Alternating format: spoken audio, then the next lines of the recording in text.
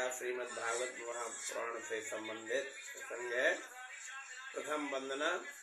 कस्तूरी तिलकम ललाट पटले वक्षस्थले कौस्तुभम नासाग्रे वरमौक्तिकं करतले वेणुः करे कंकणं शर्वांगे हरिचंदनं सुललितं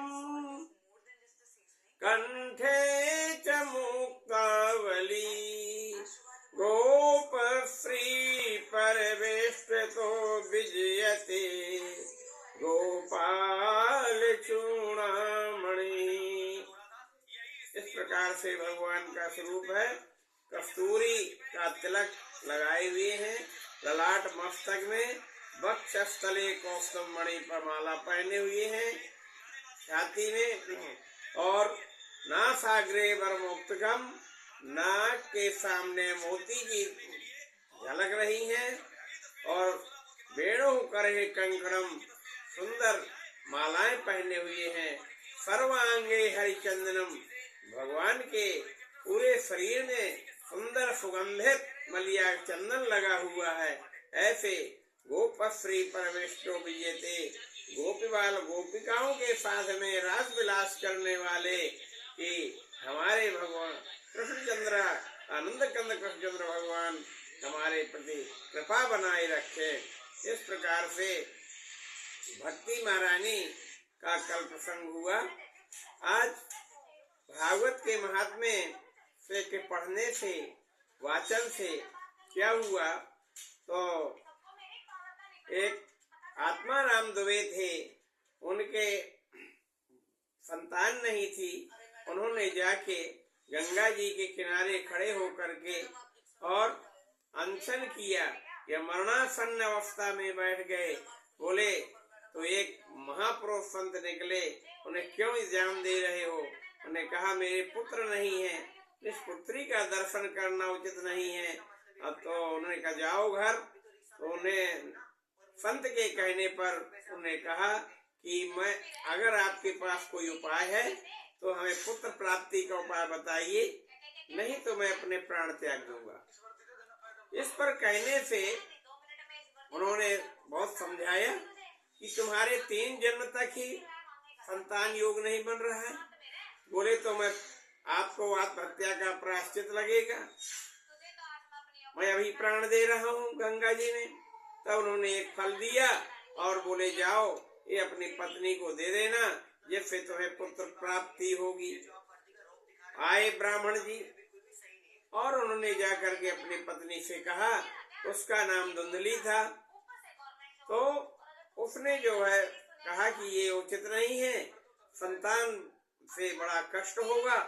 उसने अपनी ननद को बताया, ननद ने उस फल को खा लिया और फल को गाय को खिला दिया, जिससे, और बोले मेरे पुत्र होगा, वो पुत्र मैं तुम्हें दे दूंगी और धूमधाम से उल्लास मनाया जाएगा। ऐसा ही बनाया।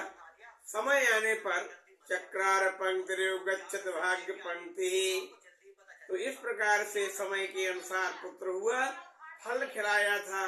तो संत के आशीर्वाद से उसके पुत्र रूप हुआ, जिसका नाम गोकर्ण रखा गया।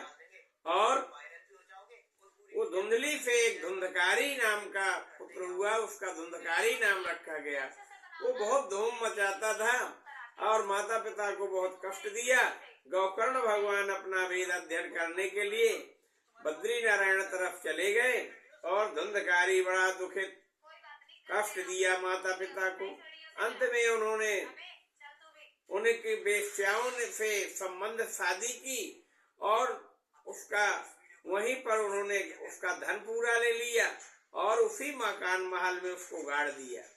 वो बहुत बड़ा प्रेत बना। गोकर्ण जी घूम घाम के आए तीर्थ यात्रा करके, तो उन्होंने कहा कि अब देखा तो प्रेत बन करके उन्हें उनकी जो है चारपाई को फेंक दिया, तखत को उल्टा दिया। तो खड़ा हो गया, तुम कौन हो?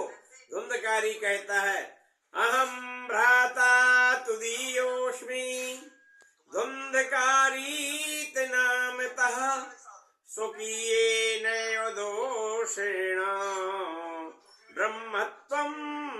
प्रभाषितम मया। भैया मैं तुम्हारा भाई हूँ, मेरा नाम धुंधकारी है। मैं अपने कर्मों के फल के प्रभाव से बहुत बड़ा प्रेत बना हूँ। गोकर्ण ने कहा मैं तुम्हारे लिए गया में पिंडदान किया, ब्रह्म कपाली में पिंडदान किया और फिर भी तुम मुक्ति को प्राप्त नहीं हुई। बोले महाराज ऐसे नहीं होगा।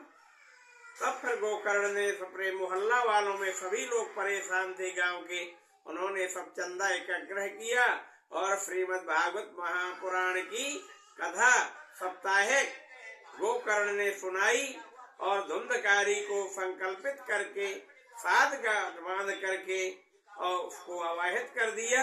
वो भी सुनता रहा। अंत में दिन विमान आया और उसे विमान में उसे प्रेत को मुक्ति प्राप्त हुई। इसलिए प्रेत पीड़ा विनाशनी भगवत कथा कही जाती है। इसका स्मरण करने से भगवत प्राप्ति होती है, जन्म जन्मांतर के पाप नष्ट हो जाते हैं। इसलिए हमें इनका श्रवण करना चाहिए। ये ऐसा शास्त्रों में भागवत महापुराण के महात्म्य भी लिखा हुआ है। अतः इसका हमें वाचन महात्मा करें। हरे कृष्ण गोविंद हरे मुरारे, हे नाथ नारायण